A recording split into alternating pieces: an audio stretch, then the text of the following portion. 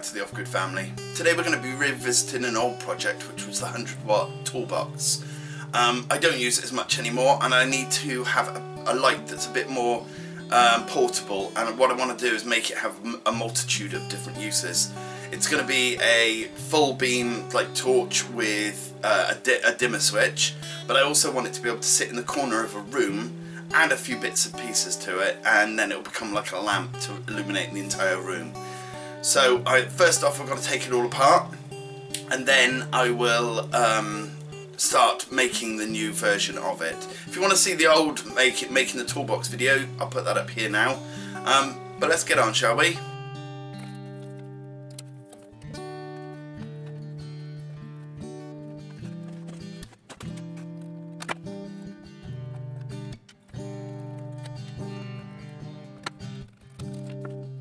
Okay, so these are all the bits and pieces I need just to have the LED to work. I've got the 100-watt LED connected to a heatsink to see things get hot. I've got a voltage regulator, an 11.7 voltage battery. I've got a circuit, a battery tester, which will tell me the voltage of each of the cells inside and whether it'll beep when it gets low, etc. That's just a safety feature that I like to add in. I've got the lens and its mounting. And then I've got various fans because I will want to take the heat away from the LED and from the voltage circuit depending on how much voltage I'm using, etc. So they're the bits I need to just get the actual LED to work. I'm going to be putting this in this end here and have a fan on it and various other things, so it goes to about here. So what I need to do first off, where I've marked in black, I need to cut this down so that it will fit inside.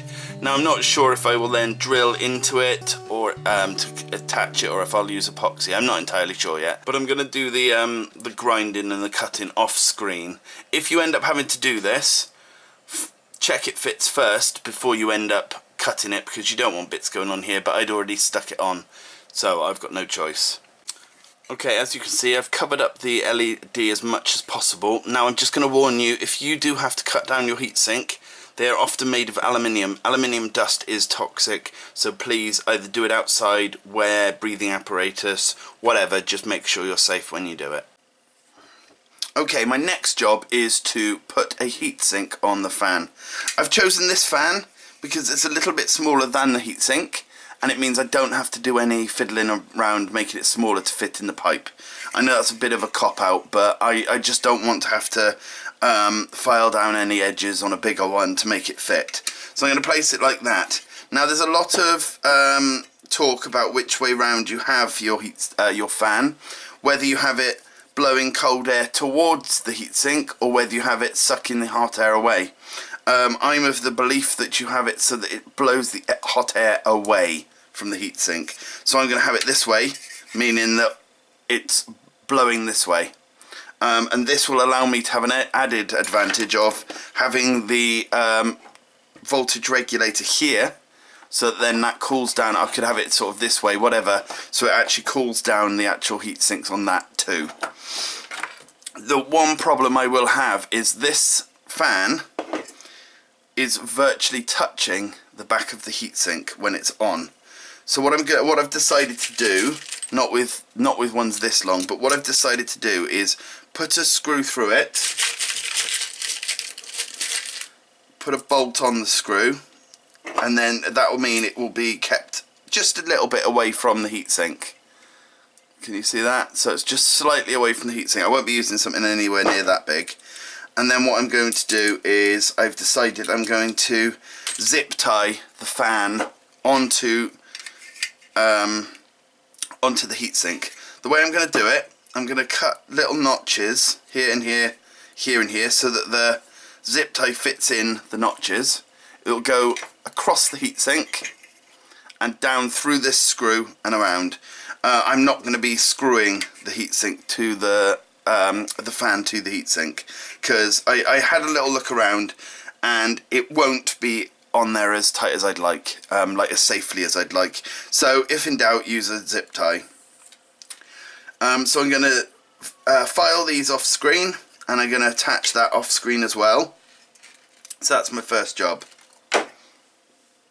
One thing I didn't mention was, can you see how dirty that is in places? And then how clean it is? All I do is I use a cotton bud, like an earbud, you guys call it in America a Q-tip, and I just clean it. It's you know, one Q-tip or one cotton bud will do 4 or 5 blades, and then chuck it away. Okay, so instead of making the little tabs like I said, I drilled out 2 of the holes to make them bigger, and all I've done is I've looped a zip tie all the way around and clipped it through this one. So I basically used 2 zip ties, one as like a lock, and that way it just holds it on there. Here's the nuts that are holding it away enough on each side, so if you have a look there is a gap, and that means that's all sorted as well. Okay, now I want to cut a fan for the back, a vent for the back. It's going to be something like that, you see, so that it just looks better. Do you know what I mean? With something covering the thing. So what I need to do, first off, I'm going to draw a circle around this, and then I'm going to figure out what sort of tabs I'm going to use. And I think I'm going to use a Jubilee clip to hold it on. I originally was going to have screws in it, so it's going to be folded over around the pipes and screw it in, but I'm not sure. I may end up doing that if I can't find. I've got one big Jubilee clip somewhere. If I can't find that, then I might be destined to screwing it. So the first job I got to do then is draw around the pipe. This pipe, as you'll see, has a beveled edge, so I can't do around this one, so I'll do it around this one. This doesn't have to be 100% perfect, just enough to give us the idea of the shape of the pipe. And I'm going to use a pencil, I think. I'm going to put it roughly in the centre, just so that I've got more to play with.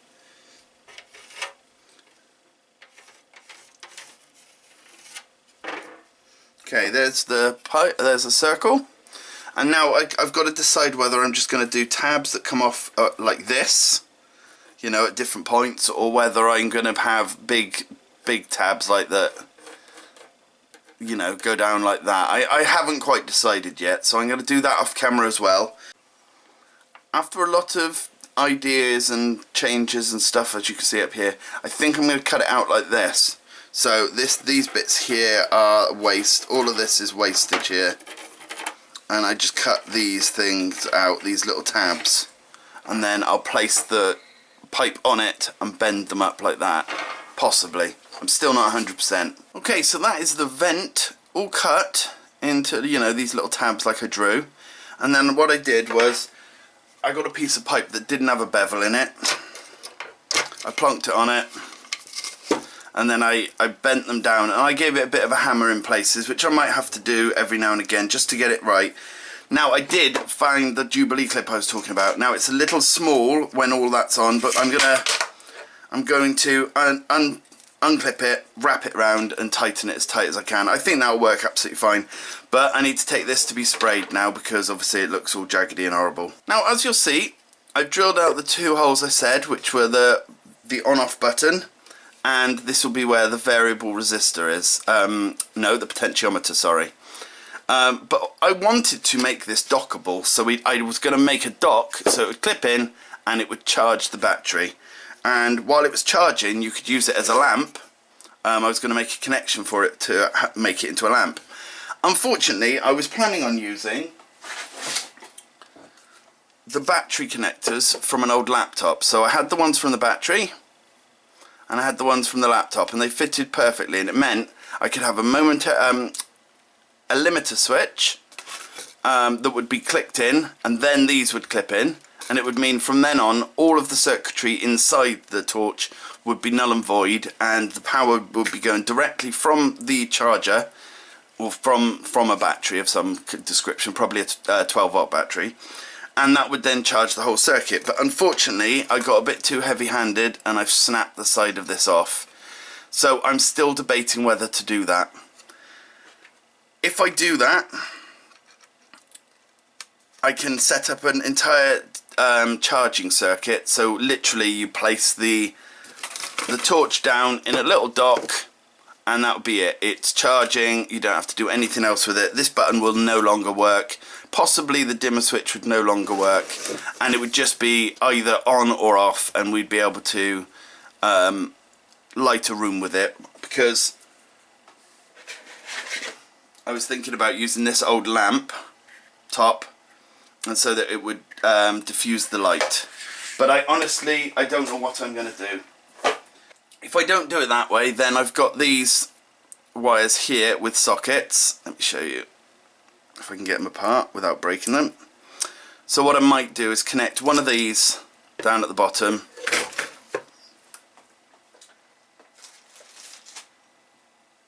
and one of these. Oh. So then I can still connect it to the charger, but it will be a physical thing. I'd have to connect it to the charger myself, plunk it down, plug it in. I think that's probably the way I'm going to go, because I just want to get this project off the ground. I want to get using it, because there's been about 10 times where I've needed a decent torch and I haven't been able to. The ones I've got are okay, but you know, they're just the normal torch. I want something that you turn on and you light up the world with. So I think I'm going to have to go ahead and make holes for these, because I want to get this whole thing spray painted. So what I'm going to do is I'm going to decide where I want the charging ports to go, and drill out the holes, make them so they fit, and then go off and spray it.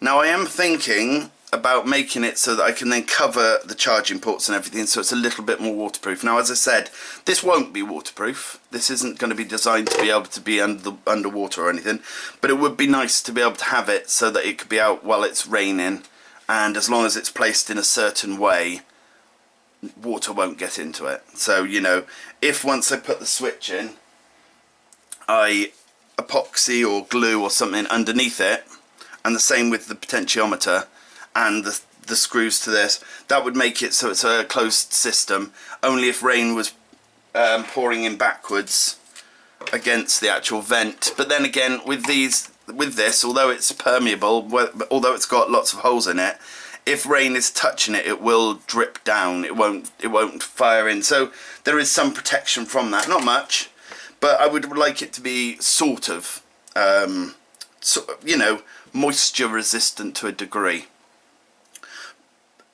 But I honestly don't know. I also at some point want to put some feet on it, so that you can actually have it so that it can be held, it will point itself up or down depending on where you want it. Maybe put a foot here and 2 here, so it's like a tripod kind of effect.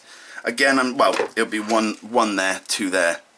Again, I'm not sure, but I need to decide all this before I go off and spray paint it, because I don't want to do it after I've spray painted it, because then all the white will show through. So I'm going to go back to the drawing board, think about what I want to do and what I've got to use, because I don't have all the tools I need. I always bodge along with what I've got. But I'll decide where I'm putting stuff and what I'm putting there, I think. Sorting through what I've got, and I found these, rubber washers, and I've made this little foot system. And I'm thinking about 2 little feet on either side, and then 1 at the front, and I'm going to make it so all of these can be screwed right in, and just hold it flat on the floor, or angled, I think. But I need to find another nut that will correspond to that, and I think I've just found a whole pack, which is handy. That took a long time to find, didn't it? Let's have a look. Oh, look at that, that's handy as hell. There you go. So I think that I'll glue the nuts inside, so that then this can be screwed up or down as needed. But now I need to look into a front foot. I've got lots of different bits and pieces, all stuff that I've found in stuff that I've then taken out, but I don't think that's going to be too long, isn't it? It won't screw all the way up. And to see if I've got any more of these rubber washer things. Back in a mo. Okay, while looking through all my huge amounts of rubbish, I found this, which was a clip to hold one of my lamps to a desk a long time ago. What I'm thinking is that would make a really good foot if it can come out. Just a little bit, because the angles that this has to come out are not as steep as these. and with both of these being either screwed right up inside or all the way down, we should have quite a lot of angle to play with. And because this is such a big sort of like footprint, we could actually have it multiple ways depending on the gradient of the ground and so on. So I'm thinking of using that. What I'm going to do now is I'm just going to see what I can do with it. Okay, so these are the holes for one of these to poke out, one of these sockets to poke out, so I can charge it. Unfortunately, the docking station idea is kaput.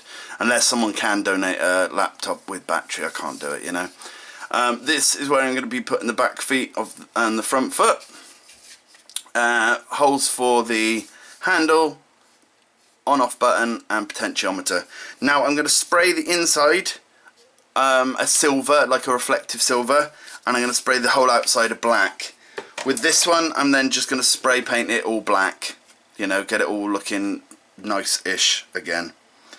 So I'll spray paint it, leave it to dry, and come back to you when it's dried. I think I'll leave the video there, and we will resume after it's had time to dry, and I can then start putting the parts in it and start the wiring and the circuitry. Thanks for watching. I'll see you again as soon as possible. Bye for now.